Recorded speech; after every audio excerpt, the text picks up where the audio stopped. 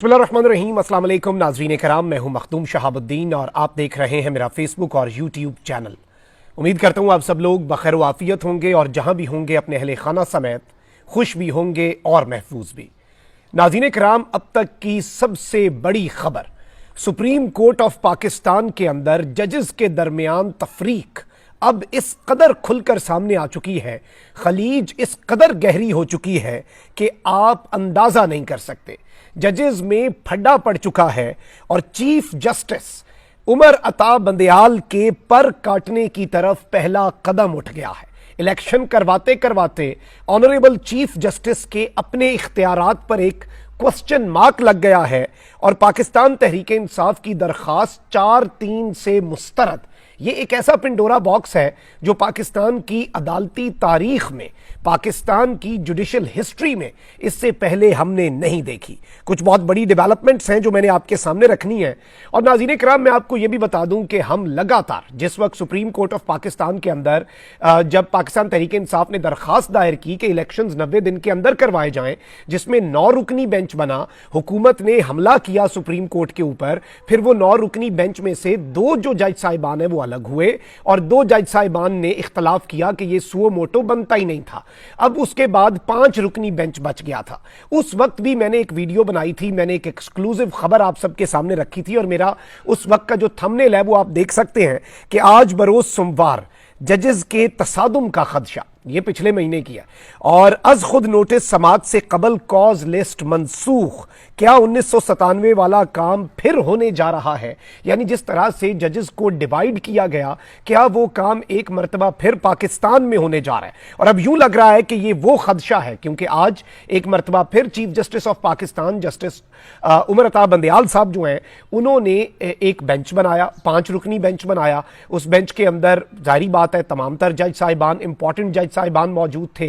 ये chief justice का इख्तियार होता है, जैसे आर्मी चीफ का इख्तियार है कि वो अपनी मर्जी के कोर कमांडर्स लगाए जहां पर मर्जी जिसे पोस्ट करे। उसी तरह से जिस तरह वजीर आजम का इख्तियार होता है कि वो काबीना में अपनी मर्जी के मिनिस्टर्स को अपनी मर्जी का पोर्टफोलियो दे, उसी तरह चीफ जस्टिस अपनी मर्जी से ये सब कर सकते हैं। अब मैं आपको ये बता दूं कि सुप्रीम कोर्ट ऑफ पाकिस्तान में पाकिस्तान तहरीक इंसाफ के दरखास्त जो है उस पर तो समात हुई, जिसकी मुल्क के आइन के तहत वक्त पर इंतखाबात मुनक्किद होने के हवाले से मेक और ब्रेक अहमियत है, जाहिर बात है। और पंजाब और केपी के इलेक्शन पर लगता है कि इलेक्शन कमीशन के बाद शहबाज हुकूमत जो है उसने भी अब इसमें शिकंजे में आना था और इस सब के अंदर जो इलेक्शन कमीशन है उसके पास कोई जवाब नहीं होना था। चीफ जस्टिस ने यह बात वाजे की, लेकिन अब मामला जो है वो बड़ा खराब हो चुका है। चीजें जो हैं वो अब बिल्कुल आप ये कह सकते हैं कि कोई अच्छी नहीं है, मामलात कोई बेहतर नहीं है।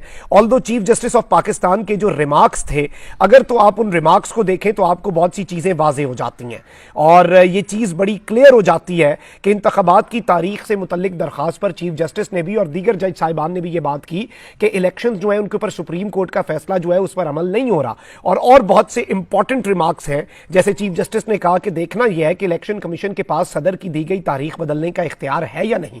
क्या इंतखाबात में इल्तवा से निगरान हुकूमत की मुद्दत में तौसी नहीं होगी? ये सवाल पूछा चीफ जस्टिस ने। और ये वो सवालात हैं जो आने वाले वक्त के अंदर आइन और कानून के मुताबिक जो फैसला होना था उसकी राह हमवार कर रहे थे। लेकिन उससे पहले ही एक बड़ा धचका, एक बड़ी ब्रेकिंग न्यूज आ गई। इलेक्शन की तारीख के हवाले से केस की समाअत के दौरान जस्टिस जमाल मंदोखेल ने अहम तरीन रिमार्क्स दिए।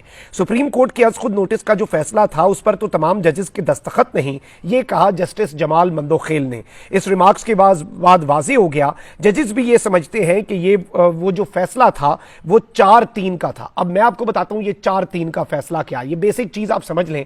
ये जो पाकिस्तान के इस वक्त वजीर कानून है उन्होंने भी ये बात की। अब हुआ क्या, 9 रुकनी बेंच बना, उनमें से 2 जज साहिबान के ऊपर पाकिस्तान मुस्लिम लीग नवाज को और पीडीएम को एतराज था। 2 जज साहिबान उनमें से ऐसे थे जिन पे जाहिर बात है, आपको पता है कि जस्टिस जो थे अतर मिनल्ला और एक और जस्टिस साहिब, उन्हें इस अज खुद नोटिस पर ही एतराज था। अब उन 9 जजेस में से नाज़रीन कराम 4 निकल गए, 2 अलग हो गए और 2 ने कहा कि यह अज खुद नोटिस बनता ही नहीं है। 5 में से 3 ने फैसला दिया कि इलेक्शन 90 दिन में होने चाहिए और 2 जज साहिबान ने कहा कि यह खुद नोटिस जो है इसकी तुक्की नहीं बनती। अब ये उस वक्त हुकूमत ने एक अपनी 1.5 ईंट की मस्जिद बनाई और इन्होंने अपने हिसाब से कह दिया। अब जो जज साहिबान बेंच से अलग हो गए हैं उनका तो बीच में फैसला बनता ही नहीं है। अब ये कहते हैं कि नहीं, ये 7 रुकनी बेंच था और इसमें 4 जज साहिबान ने कह दिया कि ये अज खुद नहीं बनता और चीफ जस्टिस और बाकी 2 जज साहिबान 3 जज साहिबान का फैसला खत्म हो गया। और भाई अगर इस मंतक पे आना है तो उन 2 जजेस को भी तो डालो ना जो अलग हो गए थे, जस्टिस मज़ाहिर नकवी और दीगर, और फिर तो ये फैसला दोबारा 5-4 से हो जाए। तो ये इस तरह की कंफ्यूजन बनाई गई है।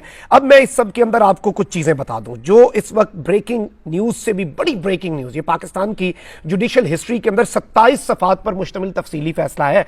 पंजाब और केपी के इलेक्शन की तारीख के हवाले से लिए जाने वाले सुप्रीम कोर्ट के खुद नोटिस केस के हवाले से जस्टिस मंसूर अली शाह और जस्टिस जमाल मंदोखेल का तफसीली फैसला सामने आ गया है। 27 सफात पर मुश्तमिल तफसीली फैसले में जस्टिस मंसूर अली शाह और जस्टिस जमाल मंदोखेल ने कहा कि खुद नोटिस 4 जजेस ने मुस्तरद किया। ऑर्डर ऑफ कोर्ट 4-3 का फैसला है। फैसले में कहा गया है कि चीफ जस्टिस के 1 मैन पावर शो के इख्तियारात पर नजरसानी करनी होगी। यानी ऑनरेबल चीफ जस्टिस 1 मैन का पावर शो चला रहे हैं, उस पर नजरसानी की जरूरत है। सुप्रीम कोर्ट को ना सिर्फ एक शख्स के फैसलों पर नहीं छोड़ा जा सकता, वक्त आ गया है कि चीफ जस्टिस ऑफिस का 1 मैन शो का लुत्फ उठाने का सिलसिला खत्म किया जाए। यानी ये फैसले एक बंदे के नहीं है, चीफ जस्टिस का जो इख्तियार है उसे कम कर दिया जाए। अज खुद नोटिस के इख्तियार के बारे में फुल कोर्ट के जरिए पॉलिसी बनाना होगी। ख्याल रहे कि सुप्रीम कोर्ट ने पंजाब और केपी में इलेक्शन की तारीख के हवाले से आज खुद नोटिस लिया था और इस पर इब्तदाई तौर पे आपको पता है कि 9 रुकनी बेंच बना था। अब ये बहुत बड़ा पिंडोरा बॉक्स है क्योंकि सुप्रीम कोर्ट के 2 जजेस ने, जस्टिस मंसूर अली शाह और जस्टिस जमाल खान मंदोखेल, 27 सफात पर मुश्तमिल डिटेल्ड जजमेंट जारी करके उन्होंने कह दिया कि वो 3-2 का डिसीजन था ही नहीं, वो 4-3 का डिसीजन था। और वो केस ही जिसकी बुनियाद पे, अब अगर वो फैसला ही नहीं था तो फिर उस फैसले की तौहीन कैसे हो गई। आज वाला इलेक्शन कमीशन के खिलाफ जो बेंच बना है उसकी क्या तुक बनी। आप यहां से अंदाजा कर लें कि यह सूरत हाल अब कितनी गंभीर और कितनी अलार्मिंग होने जा रही है। आले शरीफ का तरीकाकार क्या रहा है? आले शरीफ का हमेशा से तरीकाकार रहा है कि ये पाकिस्तान की जुडिशरी को डिवाइड करते रहे हैं, ये पाकिस्तान के जजेस को आपस में लड़वा के, ये चाहे पाकिस्तान की फौज हो, और जो इनका तो अल्टीमेट गोल भी यही था कि वो ये नवाज शरीफ साहब जो हैं ये पाकिस्तान की फौज को उसी तरह से रूल करें जैसे ये पंजाब पुलिस को करते हैं, अपनी मर्जी के काम करते रहे। तो ये सारी की सारी चीजें जाहिर बात है पूरी कौम को समझ आ रही हैं। नवाज शरीफ ने सुप्रीम कोर्ट पे हमला किया, फिर अता तारड़ साहब जो हैं, जाहिर बात है आपको पता है कि उनके जो बड़े हैं उन्होंने किस तरह से जुडिशरी के अंदर ब्रीफ केसेस के मामलात, और उस पर बात होती रहती है और ये लोग बात करते हैं, जुबान खल्क है कि किस तरह के मामलात किए गए। नवाज शरीफ की बेटी ने भी वही काम किया सुप्रीम कोर्ट के जजेस को प्रेशराइज करने के लिए, और पूरा इन्होंने जोर लगाया कि फुल कोर्ट बने। चीफ जस्टिस अपने मौकफ से पीछे नहीं हटे। चीफ जस्टिस ने कहा कि ये ऑडियो वीडियोस जो है ये हमें ब्लैकमेल नहीं कर सकती, ये हमारा जो एक नैरेटिव है उससे हमें पीछे नहीं हटा सकती, हमने तो आइन और कानून के मुताबिक फैसला करना है। मैं कहता हूं कि वो जो आपने ये 4-3 वाला भी एक मामला किया उसके बावजूद भी ये सुप्रीम कोर्ट का फैसला तो दूर की बात, कॉन्स्टिट्यूशन बड़ा वाजे है, आइन में लिखा है 90 दिन से ज्यादा इलेक्शन नहीं जाने। लेकिन अब इस सारे मामले के अंदर जो कंट्रोवर्सी बिल्डअप की जा रही है, जो सिनेरियो बिल्डअप किया जा रहा है, ये बहुत बड़े तसादुम की तरफ मुल्क को बढ़ा के लेके जा रहा है। और ये सुप्रीम कोर्ट ऑफ पाकिस्तान की हिस्ट्री की अब तक की सबसे धमाकेदार और अब तक की सबसे ब्रेकिंग न्यूज है, क्योंकि इस सब के अंदर जो 1 मार्च का फैसला था उस पर जस्टिस मंसूर अली शाह और जस्टिस जमाल मंदोखेल ने इस सारे मामले में कह दिया कि वो फैसला ही डिसमिस हो गया और चीफ जस्टिस के इख्तियार को अब रेगुलेट करने की जरूरत है, क्योंकि पूरी अदालत को सिर्फ एक शख्स पर, एक फर्द वाहिद पर नहीं छोड़ा जा सकता। ये एक बहुत बड़ी चीज है। और मैं समझता हूं इसमें आपको पता है कि जस्टिस काजी फाइज ईसा, अब ऑब्वियसली शेख रशीद साहब ने एक बात की थी कि ये 8 अक्टूबर की डेट इसलिए दी हुई है कि 8 अक्टूबर के दिन तो ना सदर मुमलिकत आरिफ अलवी होना है, ना ही चीफ जस्टिस उमर अता बंदियाल होने हैं। चीफ जस्टिस तो उस वक्त होना है जस्टिस काजी फाइज ईसा ने, और जस्टिस काजी फाइज ईसा हुए तो ऑब्वियसली पाकिस्तान तहरीक इंसाफ के कुछ कंसर्न्स होंगे उस चीज को लेके। जस्टिस काजी फाइज ईसा जो है वो इससे पहले भी बेंच बनाने के जो मामलात हैं, बेंच का जो इख्तियार है कि किस जज ने किस बेंच में बैठना है, उस चीज को ऑलरेडी उन्होंने इसके ऊपर मामलात किए। इस पर एक 2 रुकनी बेंच पर रजिस्ट्रार सुप्रीम कोर्ट को बुलाया गया। मैंने ये सारी की सारी चीजें उस टाइम पे कवर की थी और बहुत से लोगों को लगा कि ये नॉन इश्यूज हैं। मैंने उस वक्त भी ये बात कही थी कि ये नॉन इश्यूज इसलिए नहीं है नाज़रीन कराम क्योंकि यही आने वाले वक्त के अंदर आने वाली चीजों का तयन करते हैं। पाकिस्तान तहरीक इंसाफ के लिए ये बहुत बड़ा धचका है क्योंकि अब सुप्रीम कोर्ट ऑफ पाकिस्तान और चीफ जस्टिस साहब जो कि आइन की बालादस्ती और कानून की बालादस्ती के ऊपर काम करते, अब वो अपने मसाइल के अंदर उन्हें उलझाने के लिए ये एक मुकम्मल तौर पर मैदान बन चुका है कि चीफ जस्टिस का जो फैसला है वही गलत था और जो 3 जजेस ने बात की है फिर तो वही बात है, फिर आप 9 रुकनी बेंच बहाल करें ना। फिर जब आप 9 रुकनी बेंच बहाल करेंगे फिर तो दोबारा उसमें से 2 जज साहिबान हो सकता है चीफ जस्टिस के साथ खड़े हो जाएं, आपके 4 बंदे ये कह रहे हैं, उधर से 5 ये कह लेंगे, आप नया बेंच बना लें। तो ये सारी की सारी चीजें इस वक्त, और ऑब्वियसली चीफ जस्टिस को मजीद प्रेशराइज, चीफ जस्टिस कह रहे हैं मैंने लार्जर बेंच जो है उसकी तरफ ने, फुल कोर्ट की तरफ मैं नहीं जाऊंगा, मेरा मर्जी, जाहिर बात है फुल कोर्ट जो है इससे पहले भी इन्होंने प्रेशराइज। और आप देखें ना कि कासिम सूरी की रूलिंग जो है, जब वो चीफ जस्टिस ने और इसी बेंच ने और इन्हीं जजेस ने कलअदम की तो जस्टिस बहुत अच्छे, लेकिन जब दोस्त मजारी की पंजाब असेंबली वाली रूलिंग इन्होंने गलत की तो इनके खिलाफ जी प्राइम मिनिस्टर ऑफिस के बाहर प्राइम मिनिस्टर आगे खड़ा होता है, पीछे पूरी काबीना खड़ी होकर ऑनरेबल जुडिशरी के ऊपर हमला कर देती है।